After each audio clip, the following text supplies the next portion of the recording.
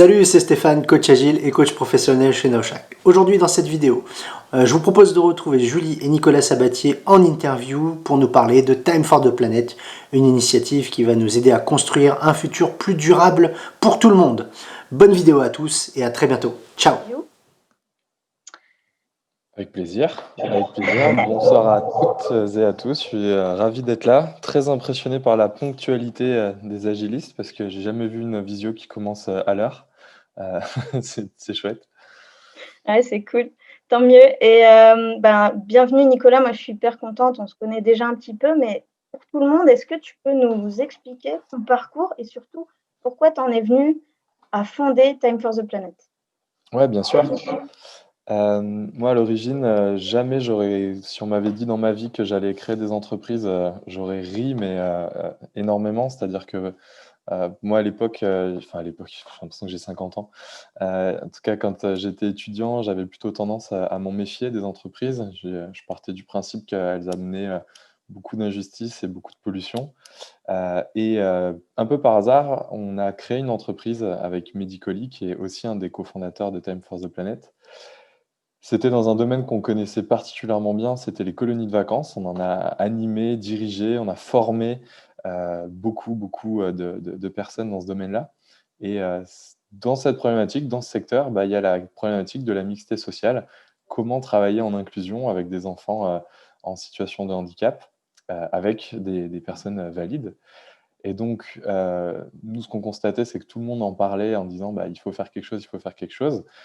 Puis du coup, à un moment, on s'est dit: «Bah, nous, on va faire quelque chose, on va monter notre organisme et puis, notre organisme, trouvera un moyen d'améliorer, enfin, de contribuer à résoudre ce problème-là en facilitant l'intégration». Donc en fait, on avait une activité économique, mais notre finalité, n'était pas d'accumuler de la richesse. Il fallait avoir une activité économique pour exister, mais notre finalité, c'était de faire partir le plus d'enfants possible en colo, année après année. On s'est fixé une autre contrainte, c'était de refuser les subventions privées ou publiques pour gagner en efficacité. C'est-à-dire que, aller chercher des subs, ça prend du temps, ça demande des contreparties, il faut qu'on rende des comptes. Tout ça, c'est compliqué, c'est long et ce temps-là, on préférait le consacrer à former nos animateurs et à préparer les séjours et donc en 7 ans, on avait 23 ans.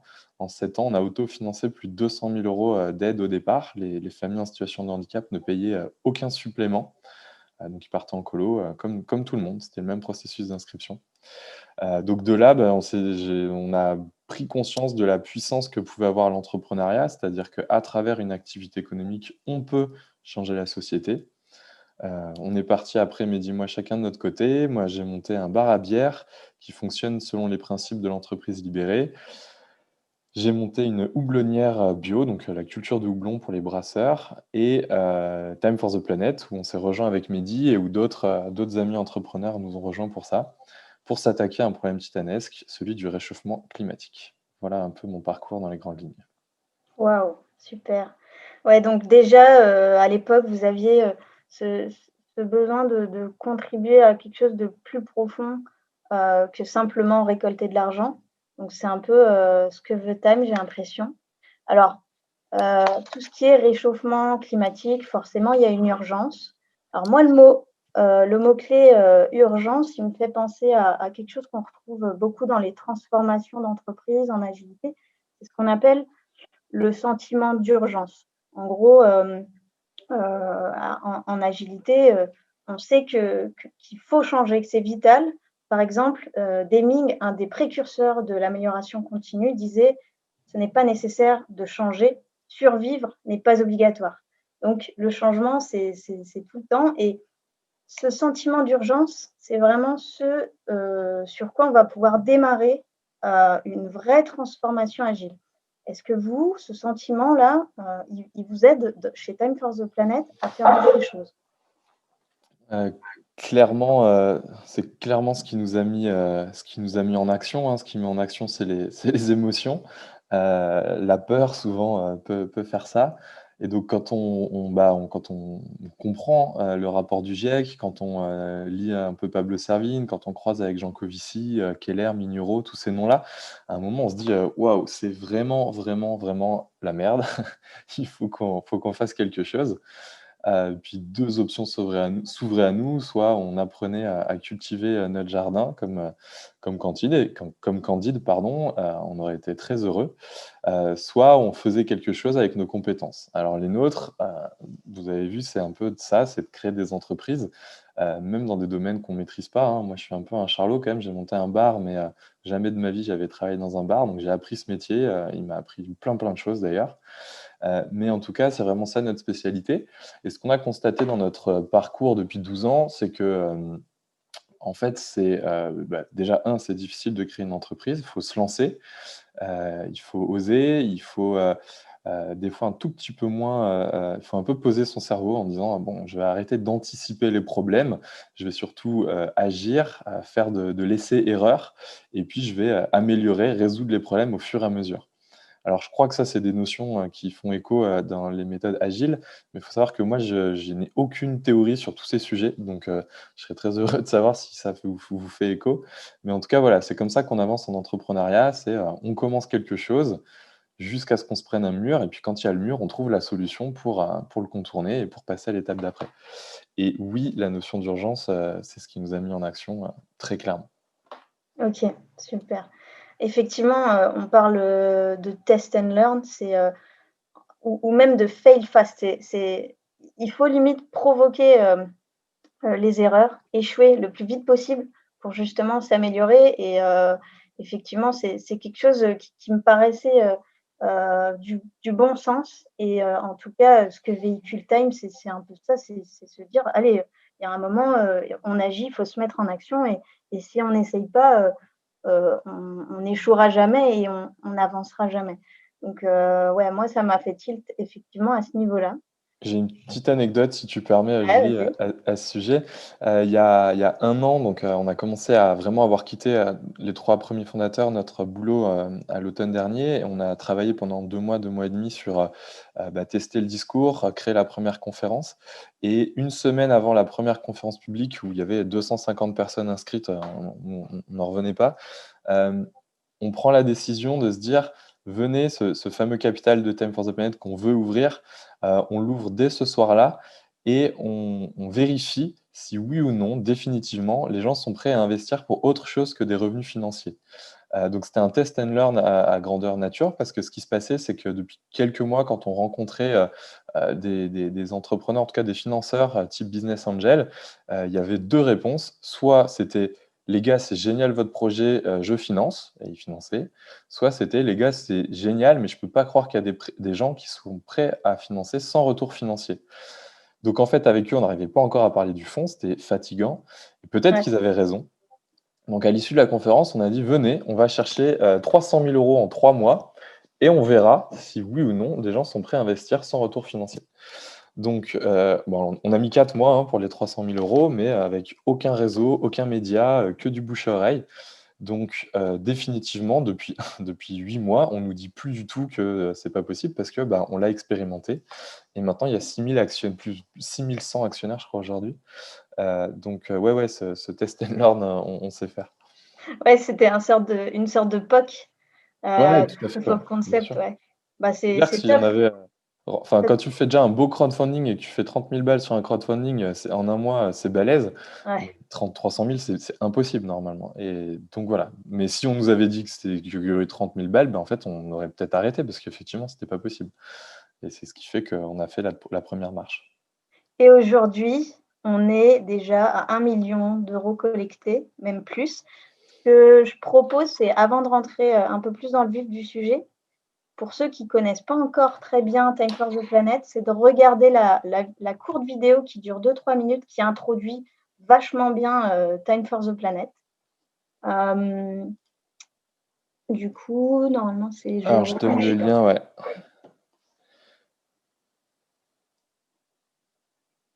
Je donne un lien. En fait, on n'a pas pas réussi à bien vous l'intégrer, donc on va la regarder tous ensemble, chacun chez soi et puis on se retrouve, juste après.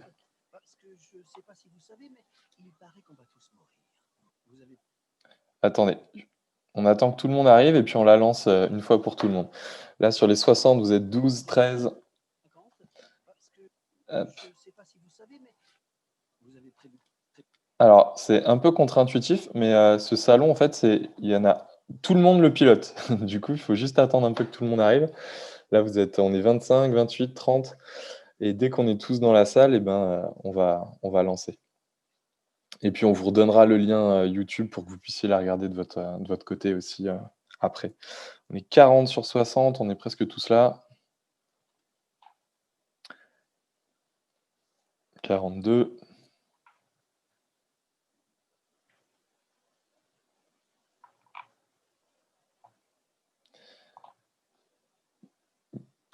Est-ce que ça vous va si on lance? Parce que le compteur monte plus b 46, voilà. Ah oui, c'est dans le chat. Vous pouvez voir le lien dans le chat au cas où vous cherchez le lien. Ouais. Il y a écrit Ouais. converser en bas et Ouais, normalement vous avez le converser lien. en bas. Partagez plusieurs fois. On est presque tous là. Peut-être que si ça bouge plus trop, on peut lancer et puis Ouais, on repartagera le lien, pour les suivants, ça vous va? 48. ça marche. Bah, du coup, vas-y, lance, c'est Nicolas, quand tu veux. Allez! T'as vu quoi en 2000? Parce que je sais pas si vous savez, mais il paraît qu'on va tous mourir. Pas trop chaud? Allez, on change le plan. Aujourd'hui, deux stratégies s'opposent, mais semblent se rejoindre dans leur inefficacité. D'un côté, ceux qui veulent que rien ne change, business as usual. De l'autre, ceux qui disent que le grand châtiment est arrivé et que la fin du monde est proche. Et nous, vous avez prévu quoi en 2050? Ah non! Je sais pas si vous Il savez, faut mais il faut surtout pas cliquer par contre. il paraît qu'on va tous mourir. Bon, c'est la première fois que je teste ça avec autant de gens, effectivement. C'est un peu contre-intuitif. On change le plan. Aujourd'hui, deux stratégies s'opposent, mais semblent se rejoindre dans leur inefficacité. D'un côté, ceux qui veulent que rien ne change, business as usual. De l'autre, ceux qui disent que le grand châtiment est arrivé et que la fin du monde est proche. Et nous, au milieu, comme des... Et si on prenait le problème à l'envers? Avez-vous jamais imaginé qu'avec des boîtes, on pouvait éviter la cata climatique? Des boîtes, oui. Ah non, non, non, pas celle-là, non. Mais celle-là, celle qui façonne le monde dans lequel nous vivons. Si c'est l'argent qui décide de tout, alors jouons sur le terrain économique, mais avec nos propres règles. Puisqu'on n'a plus le temps, prenons le système économique à son propre jeu. C'est l'ambition de Time for the Planet. Rassembler 1 milliard d'euros pour créer 100 entreprises pensées de A à Z pour lutter contre le réchauffement climatique. Sa recette? Détecter des innovations scientifiques qui permettent de régler le problème des gaz à effet de serre. Par exemple, construire avec de nouvelles méthodes. Les ciments actuels sont responsables de 5% des émissions de CO2. Remplacer les data centers par des technologies 1000 fois moins consommatrices en énergie et même capter le carbone à la sortie des cheminées d'usine. Les transformer en entreprises grâce à des entrepreneurs à succès et injecter de l'argent, beaucoup d'argent, pour que ces boîtes deviennent très vite mondiales parce qu'on n'a plus le temps. Mais le problème, c'est que même avec beaucoup d'argent, on peut toujours se planter. C'est pour ça qu'il y a un ingrédient magique, l'open source. Time for the Planet va mettre toutes ces découvertes gratuitement à disposition du monde entier pour que des milliers d'autres entreprises se créent en les copiant. Time for the Planet est déjà dans le top 10 des plus gros financements participatifs européens. Qu'est-ce qu'il manque alors? Eh bien, juste toi. Nous sommes déjà des milliers, soyons des millions. Sur le site Time for the Planet, deviens copropriétaire d'un projet hors norme.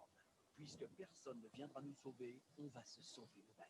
Et pour cela, on va avoir besoin de force, de ta force. La plus grande aventure de l'histoire de l'humanité t'attend. Alors, partage cette vidéo. Merci.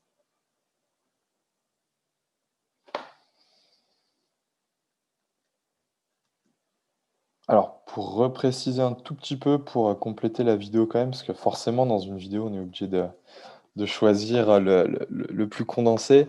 Ce qu'on fait, c'est qu'on crée des entreprises où on détecte des innovations. Et comme on n'a pas le temps d'attendre qu'un ingénieur apprenne à devenir un créateur d'entreprise, parce que c'est un schéma de pensée complètement différent, on va lui adjoindre, enfin, on va lui présenter quelqu'un qui a déjà créé plusieurs entreprises et donc qui sait les créer vite, plus rapidement. On va apporter de l'argent, beaucoup d'argent pour qu'elle puisse se structurer à une taille impactante le plus rapidement possible et le mot open source, on l'utilise pour, vulgariser sur l'idée qu'on va distribuer des licences libres, pour que et gratuites, pour que tout le monde puisse s'approprier, les innovations n'importe où dans le monde et donc les diffuser beaucoup plus rapidement. y compris auprès des industriels qui auraient peut-être un modèle moins vertueux.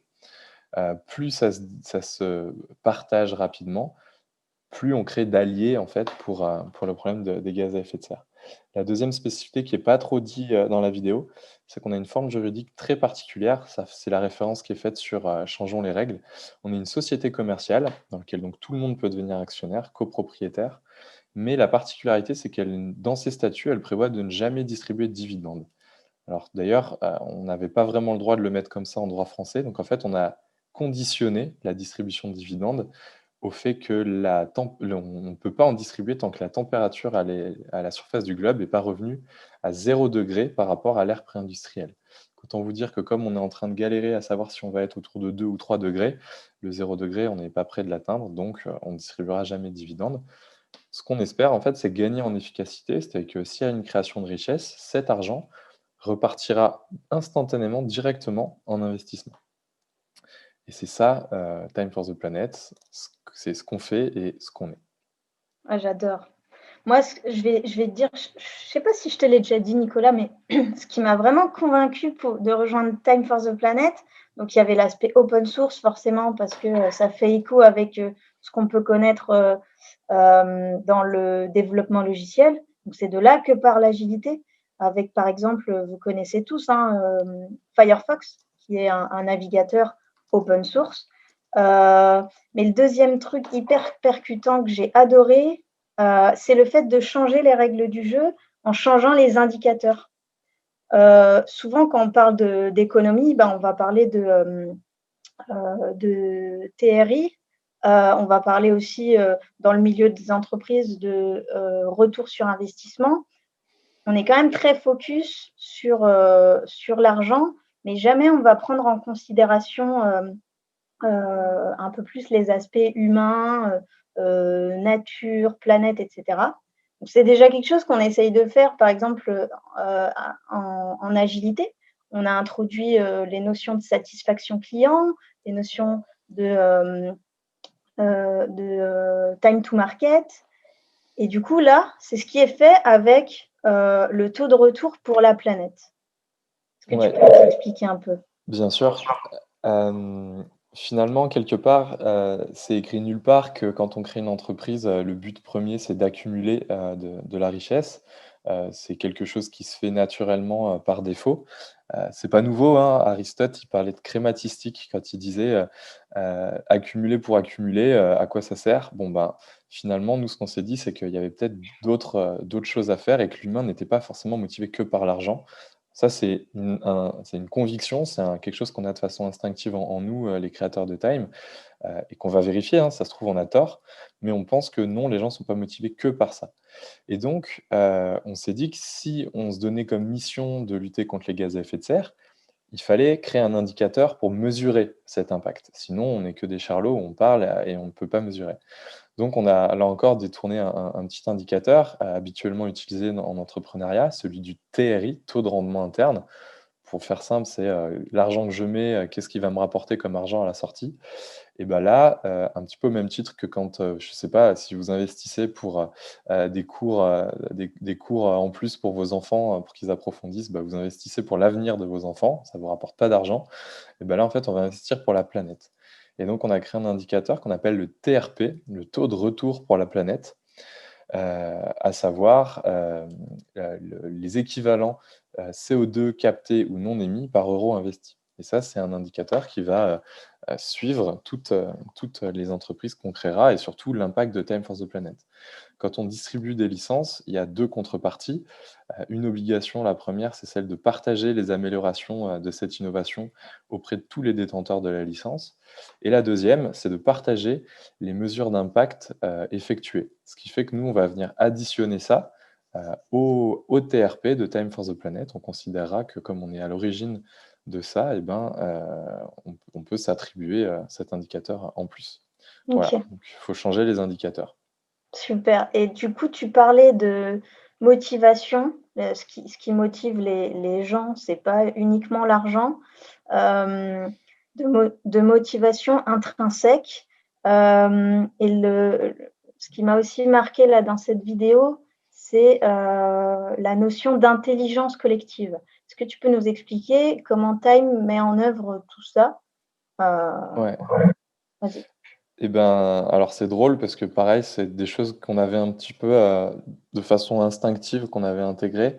C'était, il y a plein de compétences et de connaissances. On a une foi en l'humanité, vraiment très forte. On a une conviction qu'il y a de la beauté dans tout le monde et que tout le monde peut apporter des choses. Hem L'intelligence collective, notre définition, en tout cas celle de Wikipédia qu'on a retenue, c'est, mettre en commun des connaissances et des compétences pour avancer vers un but commun. Et il y a une deuxième partie que j'aime beaucoup, c'est, la réussite de l'atteinte de cet objectif dépend de la qualité d'interaction entre ses membres. Et du coup, au sein de Time for the Planet, alors on est une société commerciale, des fois on nous traite aussi de fonds citoyens et nous on revendique aussi l'étiquette de mouvement citoyen. C'est-à-dire que comme tout le monde peut devenir actionnaire et qu'il y a plein de gens qui ont envie d'aider, et ben, on va organiser ça, mais le moins possible. Parce que, moins on est organisé, plus il y a de créativité, selon nous.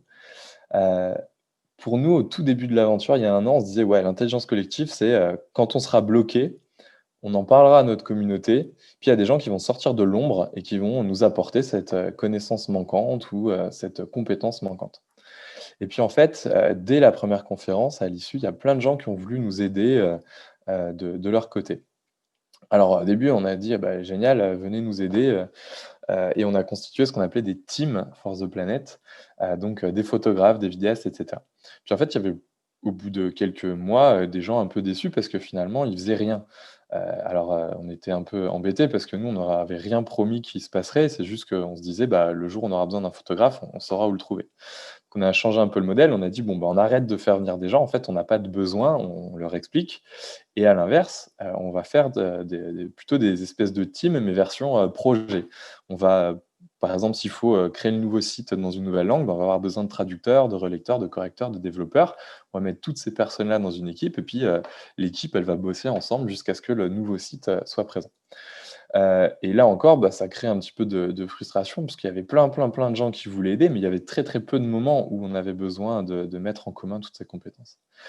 Donc on a fait un mix de tout ça. On a fait ce qu'on appelle la galaxie de l'action Time for the Planet. En fait, on a pris en compte, des réalités, à savoir que la première, c'est qu'il y a plein de gens qui disent: «Je veux aider». Leur vrai besoin, c'est: «Je veux faire partie de quelque chose qui agit». Il y a d'autres personnes, qui ont vraiment des compétences, mais qui ne savent pas comment commencer quelque chose, prendre des initiatives. Celles-ci, on leur dit: «T'inquiète pas, dès qu'on a besoin de toi, on vient te chercher et on saura où te trouver». Et le troisième type de personne, un tout petit peu plus rare aussi celle-ci, mais très, très précieuse, c'est ces fameuses personnes qui enclenchent des actions. Et donc au sein de Time for the Planet, il y a pour les premiers ce qu'on appelle les planètes, enfin pour tout le monde en fait. Il y a d'une part ce qu'on appelle les planètes, c'est des mini-communautés dans la communauté. Il y a 3 types de planètes, les planètes avec des compétences métiers, les photographes, les vidéastes, les graphistes par exemple. Il y a des planètes avec, une appartenance géographique, les Hauts-de-France, Toulouse, Singapour, pour celles qui existent aujourd'hui.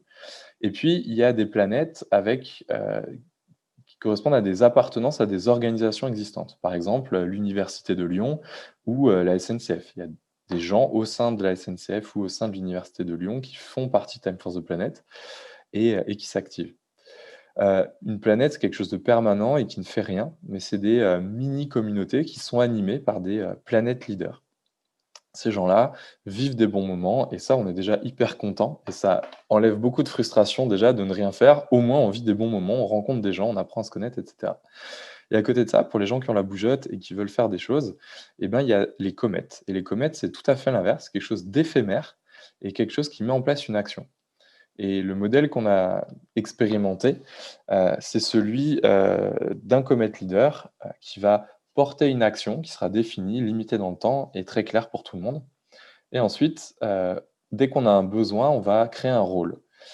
Alors il y a des rôles minimums et il y a un rôle qui est fondamental dans cette galaxie.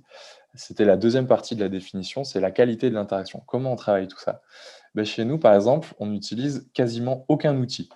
Le but, c'est de faire en sorte qu'il y ait pas d'outils. On ne forme pas les gens à des outils, les gens, créent les outils uniquement s'ils en ont besoin. Le deuxième élément, c'est ce qu'on appelle le gluon. C'est une personne, son rôle à lui, c'est principalement, il y en a deux, accueillir et mettre à l'aise les gens, où qu'ils soient. Si on organise une conférence en public, bah, c'est de ce côté-là. On a des gens qui appellent les nouveaux actionnaires juste pour leur souhaiter la bienvenue. Il y a des gens qui accueillent les gens au sein des communautés planètes. Et puis, ça, c'est vraiment toute la phase accueil. Et l'autre mission des gluons, c'est plutôt dans une comète cette fois, c'est que d'identifier quand il y a un besoin quelque part, c'est d'aller chercher la personne qui va être compétente pour répondre à ce besoin. Et donc là, c'est uniquement le lien humain qui active tout ça. Donc il faut se connaître, donc il faut savoir exprimer un besoin, et donc il faut aller trouver la personne qui répond à un besoin. Et de ça, eh ben, ça s'organise autour de quelque chose qui, à l'époque des colonies de vacances, c'était ça le projet éducatif, c'était trouver sa place dans un groupe qui construit un projet commun. Et donc ce qui est important, on se sent bien quelque part quand on a trouvé sa place dans un collectif. Donc voilà, on crée plein de petites cases, mais à chaque fois le plus simple possible. Super. J'adore la métaphore du coup de la galaxie avec les planètes, les comètes, etc. Gluon, tu m'avais déjà expliqué, c'est le nom d'une particule qui fait du liant dans l'espace ou quelque chose comme ça. Moi, ça me fait beaucoup penser au rôle de Scrum Master qu'on retrouve dans des équipes agiles. Moi, par exemple, quand je suis arrivée, du coup, en tant qu'associée et motivée pour faire des actions Time for the Planet, quand je suis arrivée dans la galaxie de l'action, j'ai été accueillie par un gluon. Et du coup, tout de suite, comme je venais des Hauts-de-France et qu'il y avait une planète Hauts-de-France, j'ai été mise en contact avec la planète leader. Et puis, de fil en aiguille, je me suis dit, mais comment je vais pouvoir mettre à profit mes actions? Et c'est là qu'on en est venu à faire cette comète du webinaire NaoShack, en fait. Donc, ouais, c'est vachement fluide et puis on trouve très vite sa place, effectivement. Donc, je vois que c'est très orienté action, orienté besoin.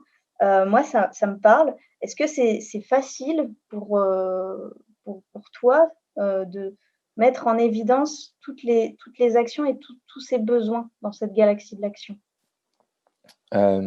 Alors, du coup, c'est une très très bonne question. Le premier élément, c'est qu'au sein de cette galaxie, si on considère que Time est ce qui réunit tout le monde, Time a deux besoins principaux, c'est se faire connaître et trouver des financements. Parce que si on n'a ni l'un ni l'autre, on ne trouvera pas les inventeurs, on ne trouvera pas les créateurs d'entreprises et on ne pourra pas financer la création de ces entreprises. Donc c'est vraiment le niveau 1 des besoins et qui sont les plus importants.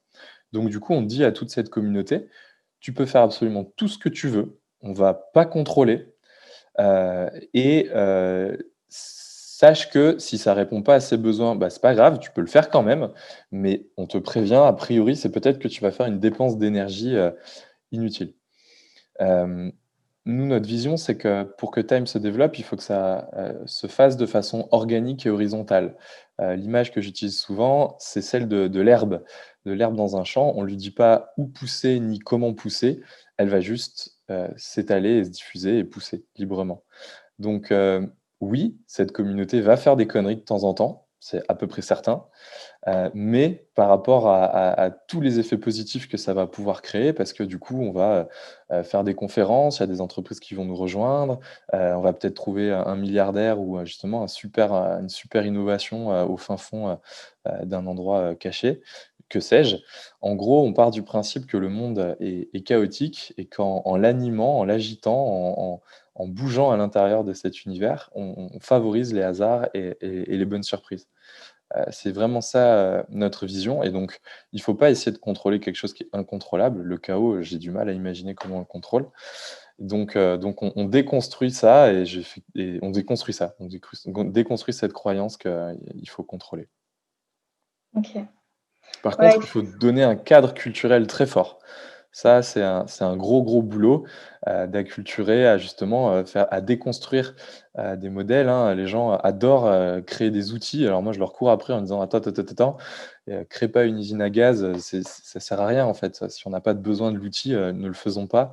Heu, Qu'est-ce qui peut se passer encore? Ce qui est très drôle, c'est que la communauté, elle agit beaucoup par mimétisme. Quand il y a des bonnes idées qui naissent dans des planètes, et ben ça va être repris par les autres, ça va être copié, amélioré. Donc, la la l'idéation, le processus d'idéation, il se fait tout seul, tout naturellement. Cette communauté, elle commence à vivre toute seule et c'est très, très bon signe. Et puis pareil, quand il y a les premières petites conneries qui sont faites, ben voilà, pas grave, faut les assumer et c'est pas et voilà. Il faut mettre en avant les comètes, les actions qui réussissent, qui sont vertueuses. Il faut mettre en avant, les gens qui se donnent. Chez nous, on a une petite maxime, c'est pas: «Je pense donc je suis», c'est, «J'agis donc je suis». On dit souvent aux gens, «Ouais, c'est bien tes idées, mais c'est mieux si tu les mets en action» et donc à chaque fois, c'est des petits gimmicks qui reviennent, «C'est quoi le besoin?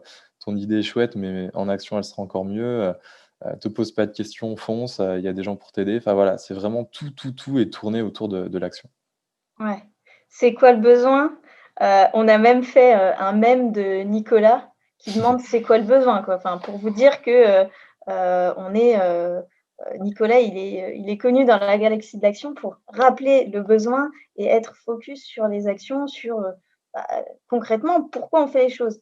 Et la question du pourquoi, c'est quelque chose qu'on va beaucoup retrouver aussi pour, dans des projets agiles, pour se poser la question: «Est-ce que, tout ça, ça sert vraiment à quelque chose et ça sert à nos utilisateurs?» Moi, il y a une petite anecdote, dernièrement là, dans la galaxie de l'action qui m'a marquée, c'est, on commence à faire, une gazette sur la galaxie de l'action. Alors, ça dessert ça contribue pas directement, à promouvoir Time for the Planet.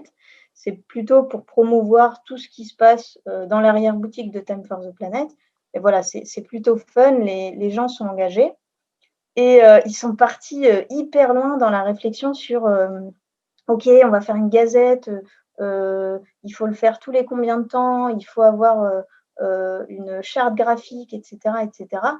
Et toi, au bout d'un moment, Nicolas, tu es arrivé et tu as dit, «Bon les gars, stop, arrêtez, de partir trop loin. Faites une première version, on fait un premier jet, on fera une première gazette et puis on voit ce que ça donne». Et ça, franchement, c'est quelque chose qui fait écho à mon métier et que j'ai beaucoup apprécié. Et donc du coup, toi, si je te resitue dans ton rôle, tu es cofondateur de Time for the Planet, mais également un keeper. Alors est-ce que tu peux expliquer cette notion? Ouais, tout à fait. Donc, dans Time, il y a quelques rôles. Donc le gluon en est un, il est formé, il y a les évaluateurs qui vont évaluer les innovations. Il y a beaucoup de choses comme enfin, il y a quelques rôles comme ça, le moins possible à chaque fois.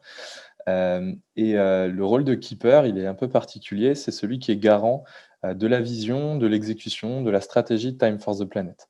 Hem donc nous, on est cofondateurs, donc ça, on peut pas nous «l'enlever» entre guillemets, dans le sens où, bah, on était là au début et on a créé ce truc-là.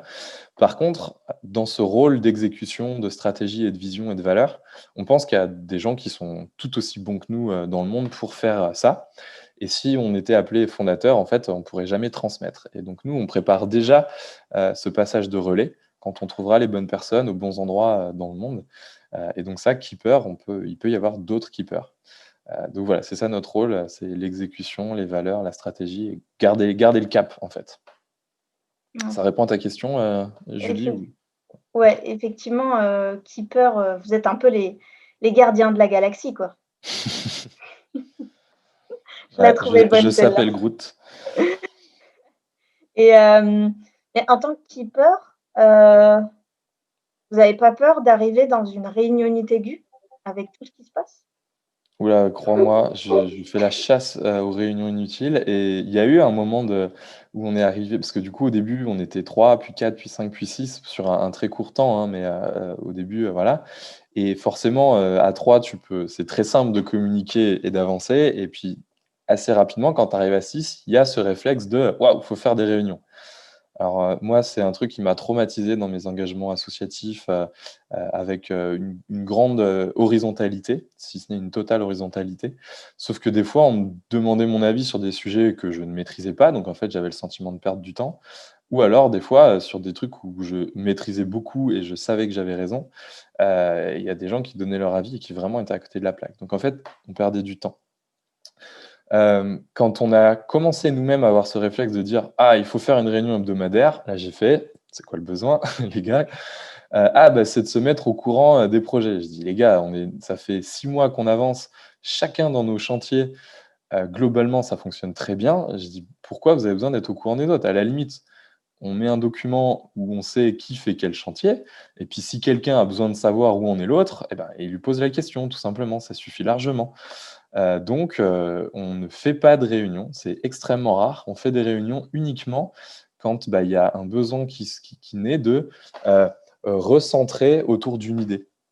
Je sais pas, par exemple, ça pourrait être, ch mmh mh mh, faudrait que je trouve un exemple, qui pourrait parler, mais souvent ça va être sur des sujets de valeurs, de vision, de définition de termes, heu et du coup on crée la réunion, sur ce besoin-là. Alors souvent du coup c'est compliqué parce qu'à 6 avec nos agendas, c'est pas simple, mais c'est uniquement dans ces moments-là et c'est une des grandes forces du coup aussi de Time, c'est que entre nous, on se fait énormément confiance, la vision, elle est très, très claire. On accepte que les uns les autres, de temps en temps, on fasse une connerie ou une erreur.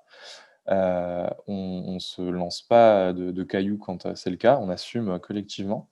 Mais par contre, on se remet en ordre de bataille, pour ne pas la refaire, en fait, voilà. Donc non, très, très, très, très peu de réunions et beaucoup, beaucoup de on avance, quoi. Ouais, d'accord. Bah, moi, ça me rappelle, la fois où, on devait, faire on est avec Nicolas en train de créer un événement là, par exemple, et on devait statuer sur, l'agenda de l'événement et du coup, on sent que naturellement, il y a besoin de contact pour se sentir rassuré et il y a un de nos camarades, qui est dans l'orga de l'événement, qui demande, «Bon, quand est-ce que vous êtes dispo? On fait une réunion pour, trouver l'agenda». Et moi, mon réflexe un peu de coach, agile, ça a été de lui demander, «Bah, OK, ce que je te propose, c'est en prérequis de la réunion, de venir avec une proposition d'agenda». Bah, il l'a posté en live et au final, on s'est dit: «Bah, voilà, c'est bon, on est tous d'accord, il y a pas besoin de réunion finalement». Et ça m'a bien fait rire et effectivement ça ouais, ça fait écho à ce que tu viens de dire. C'est une phrase que je donne souvent à des gens, c'est, en quoi décider d'une date de réunion à plusieurs rend la date meilleure, en fait? Donc moi, je pense qu'on peut gagner du temps tout de suite en proposant une date et puis Ouais, il y a quand même pas mal de chances qu'elle puisse correspondre à tout le monde et après on avance, quoi. Et par exemple, nous, entre nous, les keepers, notre méthode, c'est, il y en a un qui balance une date, c'est cette date qui est calée et si jamais il y en a un qui peut pas, il reprend la responsabilité de retrouver la date qui va aller à tout le monde. Et du coup, on évite les doodles, les trucs comme ça qui, moi, ouais, personnellement, me font péter un plomb, quoi. Parce que c'est en fait, on perd un temps fou, quoi. Faut aller regarder dans son agenda, bloquer 4 dates parce que le temps que les autres répondent, le tien va se remplir. ouais, Donc du coup, voilà, on fonctionne comme ça, c'est on fixe une date et puis basta, quoi. Et ça marche d'accord. plutôt bien aussi, hein, vraiment. Ouais, donc pour toi, OK, on se synchronise pas toujours, mais au moins on va dans l'action et tu penses que vous êtes plus efficace comme ça? Bah, pour la phase de création, bien évidemment, sur, une phase de gestion qui arrivera forcément peut-être plus tard, il faut changer la façon de travailler, on est bien d'accord. Mais dans cette phase-là, ouais, de création, on pense que c'est plus efficace de travailler en dégradé comme ça. Super. Oh, il est pas mal le sketch note de Thierry.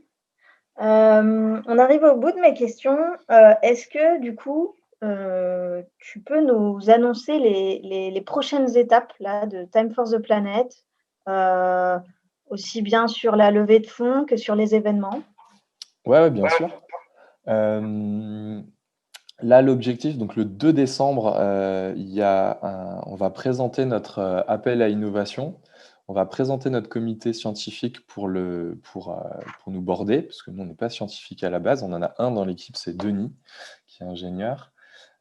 Et puis, expliquer comment on va sélectionner, nos innovations. Donc ça, on le lance le 2 décembre. On a une grande émission qu'on enregistre, à Paris avec, pas mal d'invités et qu'on diffusera le lendemain, le 2.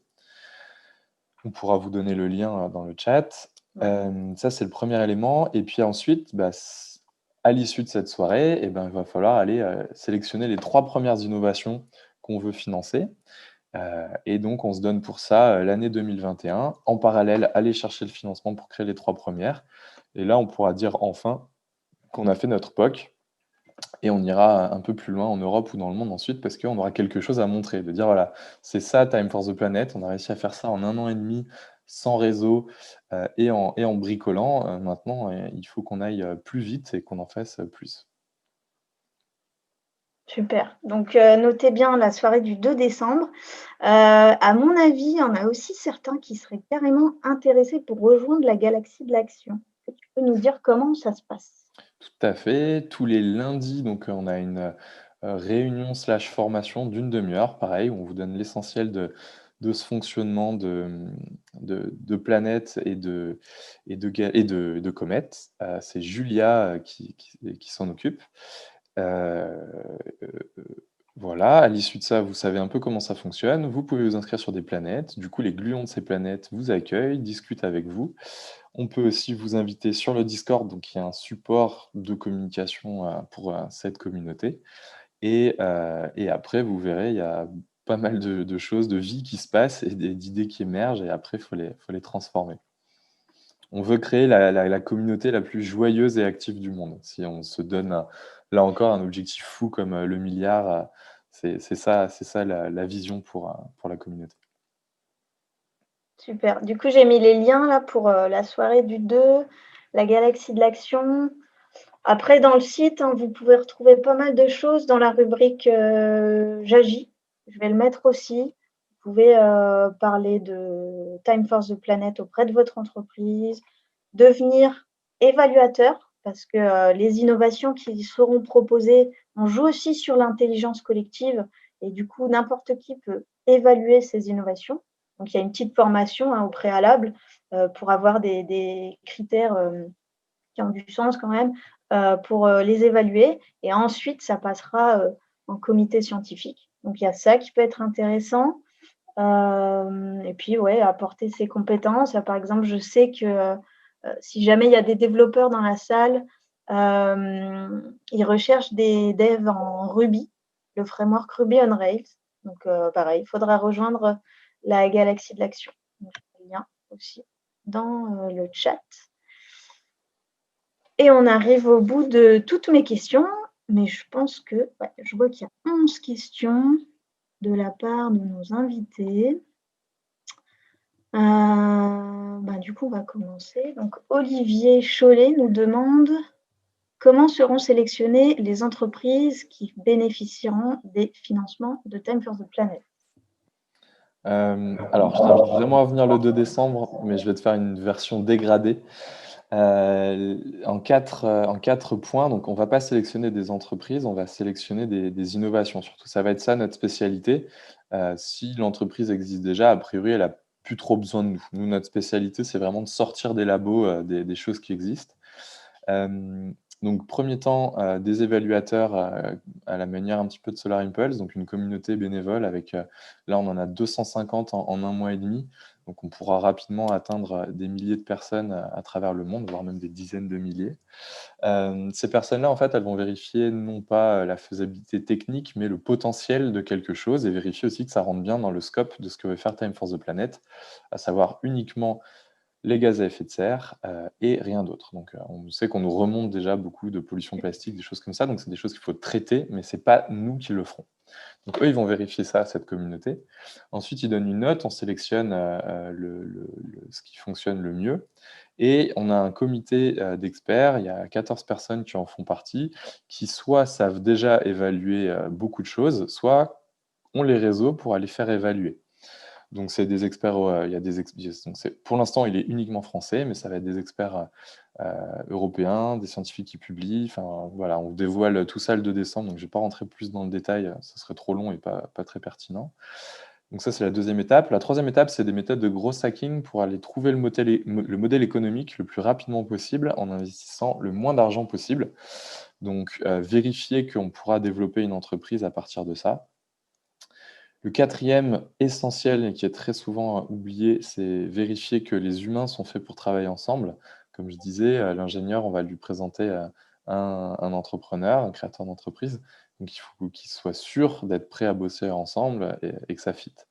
Donc ça, pareil, on va faire des tests terrain avec eux. Alors, on va pas leur faire koh c'est pas du tout ça l'idée, mais on va faire comme s'ils avaient déjà créé l'entreprise et puis on les met sur des petites missions ensemble et puis ils voient si ça match. Une fois que ces 4 tests-là sont faits, nous, en tant que keeper, on monte un dossier qu'on soumet au conseil de surveillance de Time for the Planet, qui est un organe qui représente les actionnaires. Cet organe vérifie que tout a été fait en conformité, qu'il n'y a pas de conflit d'intérêts. Et ensuite, on soumet l'investissement en assemblée générale pour un vote assez symbolique, parce qu'il y a quand même beaucoup de gens qui auront taffé dessus avant pour dire que c'est bon, ça peut fonctionner. Mais c'est important quand même de le faire valider à la fin. Ok. Voilà. J'espère que ça répond à ta question. Si ce n'est pas le cas, tu peux le mettre dans le chat et je repréciserai. Donc, on a répondu aussi comment vont être sourcées les entreprises. Sur le site, d'ailleurs, vous pouvez aussi proposer une idée d'entreprise ou de technologie. Guillaume Lerouge demande quelles sont les premières entreprises qui vont être créées et quand est-ce que vous prévoyez de les créer? Alors, l'objectif, c'est 3 en 2021. Nous, on ne sait pas lesquelles vont être retenues parce que du coup, c'est pas notre métier, on n'est pas scientifique, donc ça, on va le déléguer. Voilà, donc on ne sait pas encore. Mais je crois que je peux peut-être apporter, parce qu'il y avait quelqu'un qui avait: «Est-ce que vous avez des idées?» Alors oui, donc toutes ces idées, là encore, c'est sous réserve que scientifiquement ça tienne la route, mais en tout cas, elles sont assez sexy. Par exemple, à Lille, il y a une école une équipe qui a trouvé un, un géopolymère minéral pour remplacer le béton dans la construction. Donc c'est une sorte de colle minérale qui peut permettre d'être plus solide que le béton en compression et en extension, et donc de construire en émettant moins de CO2. On trouve absolument fou, mais là encore, on sait que c'est pas encore mature, le fait qu'on puisse aujourd'hui stocker de la donnée informatique sur de l'ADN de synthèse. Donc, ça donne un sacré espoir sur le fait qu'on peut remplacer beaucoup de data centers très consommateurs d'énergie et pour alimenter et pour refroidir. La stat qu'on avait vue, c'est que l'intégralité des données informatiques de la planète pourrait tenir dans le coffre d'une voiture. Donc voilà, c'est des choses comme ça qui me paraissent folles. Alors là, la première est assez low-tech finalement, la deuxième plutôt high-tech.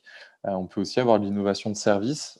Il y a une méthode qui vient des Pays-Bas qui permet d'isoler une maison en 3 jours, de la faire passer de classe E à classe A, voire même énergie zéro, c'est-à-dire qu'elle va produire autant d'électricité qu'elle va en consommer. Et ça vient répondre aux besoins de lutter contre les passoires thermiques. Donc là, voilà, je vous ai donné 3 exemples de high-tech, low-tech et no-tech. Ok. Il y a une question un peu plus sur, j'ai envie de dire, l'effet rebond. Voilà. Ouais. C'est le terme technique, mais en gros, peu de nouvelles technologies diminuent l'impact carbone. Il y en a qui vont produire et encore plus produire, et du coup, ça va créer un dégât collatéral. Est-ce que vous prenez ça en compte? Ouais, bien sûr. Alors, dans tout ce qu'on fera, il y aura des questions de balance. C'est-à-dire que oui, il y a une empreinte parce que tu as une activité et en même temps, si ta mission, c'est de diminuer, tu peux avoir quand même une balance qui est positive. Par exemple, l'exemple du stockage, sur de l'ADN de synthèse, je pense que la taille des data centers avec des fils d'ADN sera beaucoup, moins énergivore que, celle actuelle. Tout comme, si tu, extrais des ressources avec, des véhicules, électriques, qui sont, produits eux-mêmes par des usines qui fonctionnent, aux énergies non renouvelables, enfin la chaîne elle est diminuée. L'effet rebond, c'est quelque chose qui existe, mais qui est pas, automatique. On attribue ça à la période de la révolution industrielle, donc à ma connaissance, il y a pas d'études qui ont été refaites depuis, mais ça serait très intéressant. Enfin, en tout cas, je pense que la personne fait allusion au paradoxe de Jevons, donc qui date de ça, de la découverte de l'énergie charbon et donc des machines à vapeur. Mais en tout cas, beaucoup de scientifiques nous ont confirmé que ça existe, mais c'est pas automatique. Donc nous, notre question de est-ce que du coup on fait un truc et on prend des risques ou on fait rien, on s'est dit qu'on tentait quelque chose quand même, quoi. De toute façon, c'est le GIEC, hein, qui demande à ce qu'il y ait de l'innovation. C'est pas nous à Time, on considère pas du tout que la technologie peut tout sauver. D'ailleurs, on a un article sur notre site qui en parle et les 3 premières lettres de l'article, c'est répond à cette question de est-ce qu'on pense que ça peut tout sauver? C'est non. Donc on est très, très clair là-dessus. Nous, on dit juste que le GIEC nous dit que la sobriété ne suffira pas. Il faut aussi de l'innovation. Donc en fait, on va faire ça. On va faire Ouais, notre part, mais il faudra de tout, en fait.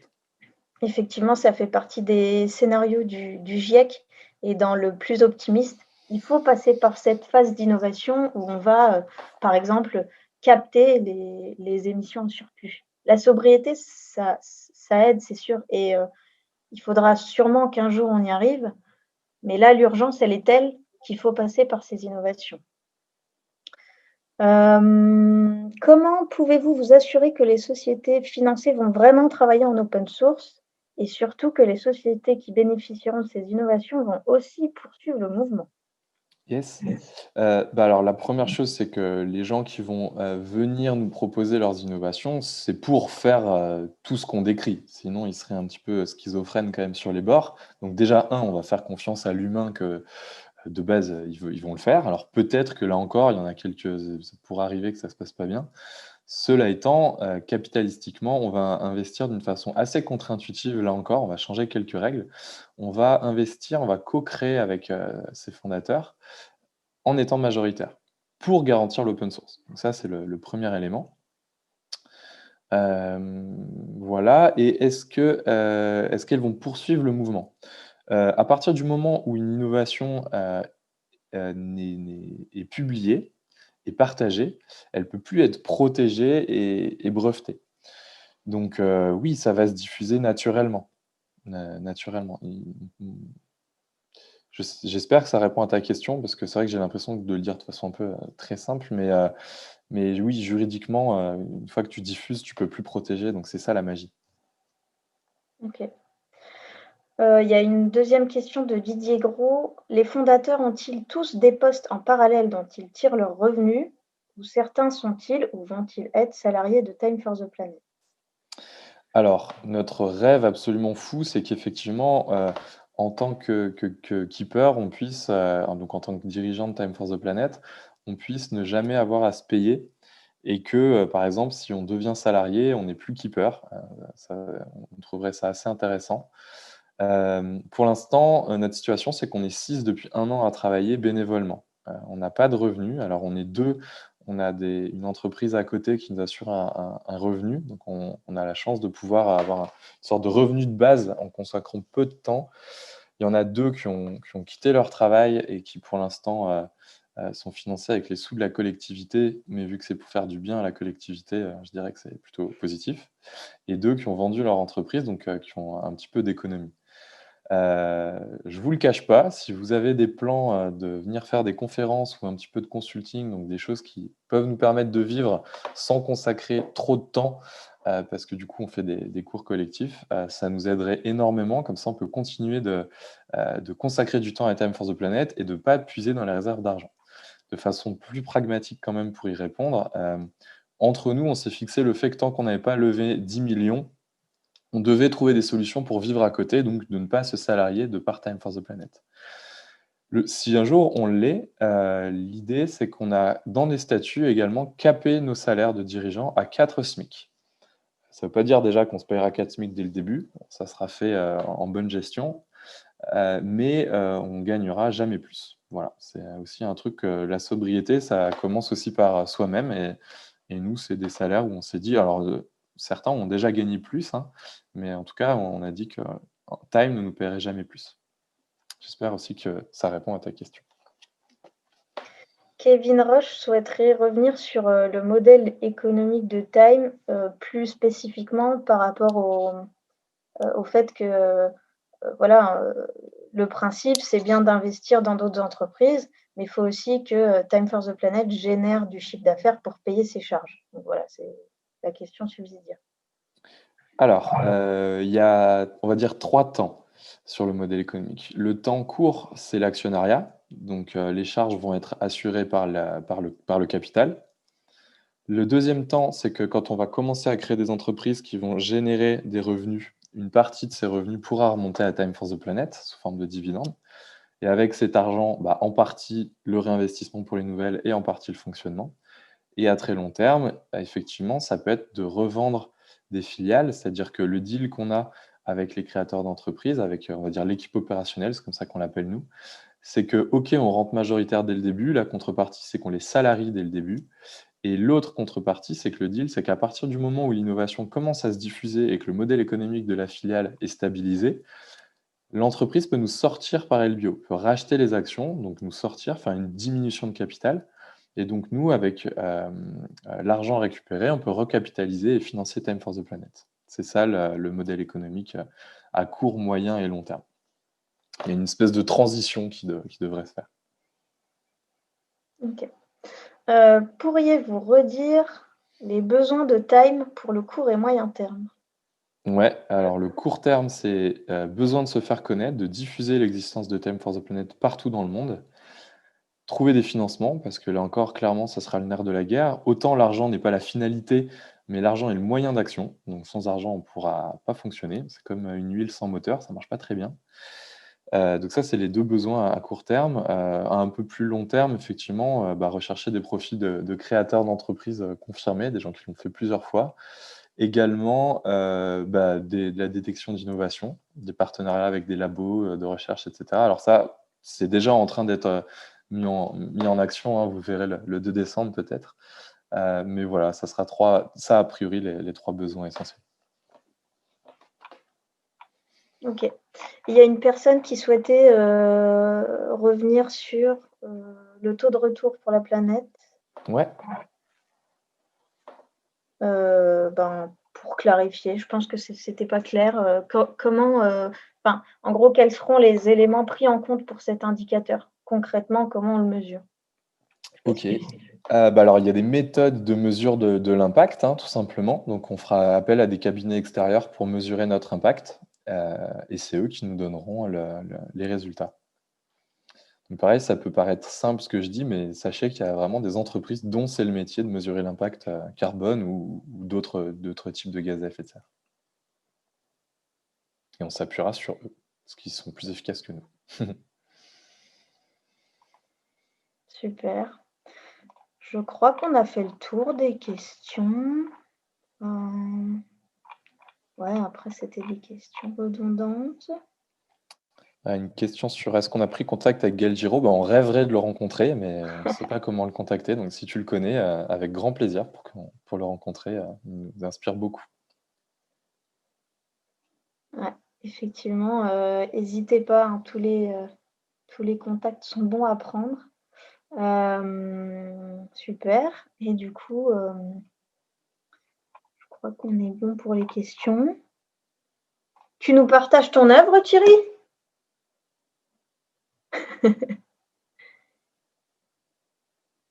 Tu m'entends?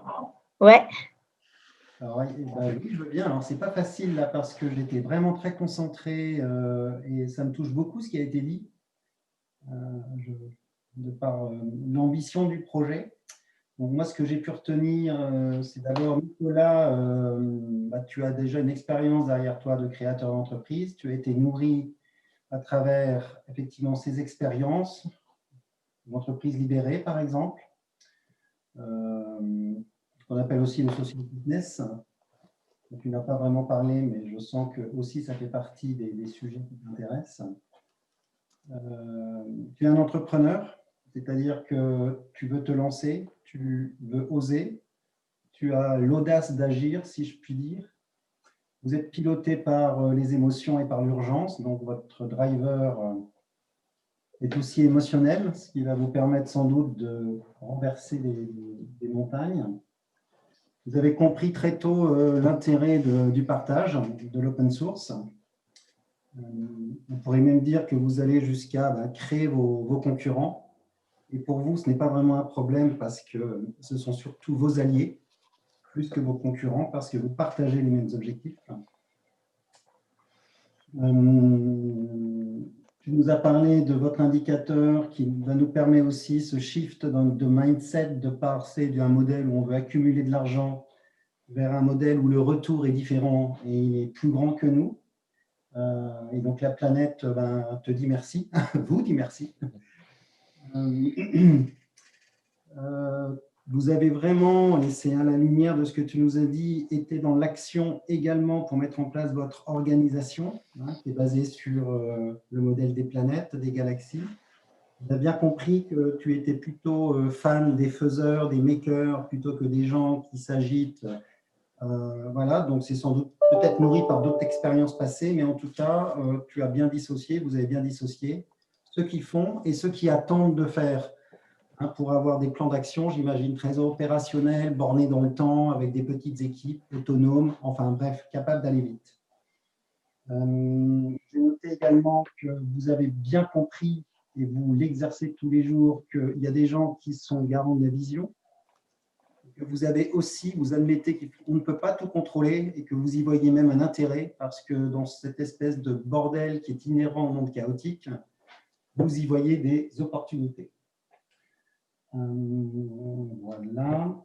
Le monde chaotique, le monde est chaotique, secoons-le pour créer des opportunités. J'ai repris ton verbatim, que je trouve magnifique d'ailleurs. Et puis, ok, mais le projet, c'est un projet concret et vous avez donc des échéances à court terme qui sont extrêmement importantes et qui sont des jalons vis-à-vis de vos ambitions futures. Mais en tout cas, on a bien noté que le 2 décembre était une date qu'il fallait retenir. Et puis, moi, j'aime beaucoup aussi, donc je l'ai noté. Alors, je ne sais pas si c'était la bonne punchline du visuel, mais en tout cas, c'est celle que j'ai retenue et qui définit bien l'état d'esprit. Quand tu parles de communauté joyeuse et active, c'est vraiment assez fort, je pense. Et je crois que c'est à l'image de votre ambition. Trop chouette. Merci Thierry, c'est trop cool. C'est trop cool. Super. Et merci pour la très belle conclusion, Thierry. Effectivement, c'est ça la communauté. Moi, j'aime bien aussi la phrase « j'agis donc je suis ». Et du coup, je vous propose de se quitter sur ces belles paroles. Je vous remercie tous, donc Thierry pour le scribing, la régie côté Naoshak et surtout toi, Nicolas, d'avoir pris le temps d'expliquer en quoi Time for the Planet fait la beauté de ce monde par agilité. Restons humbles quand même. Enfin, espérons-le. Mais ouais, c'est super. Et il y a pas mal de remerciements dans le chat. Donc, merci à tous de votre participation. Et puis, à très bientôt pour la suite de l'aventure Time for the Planet.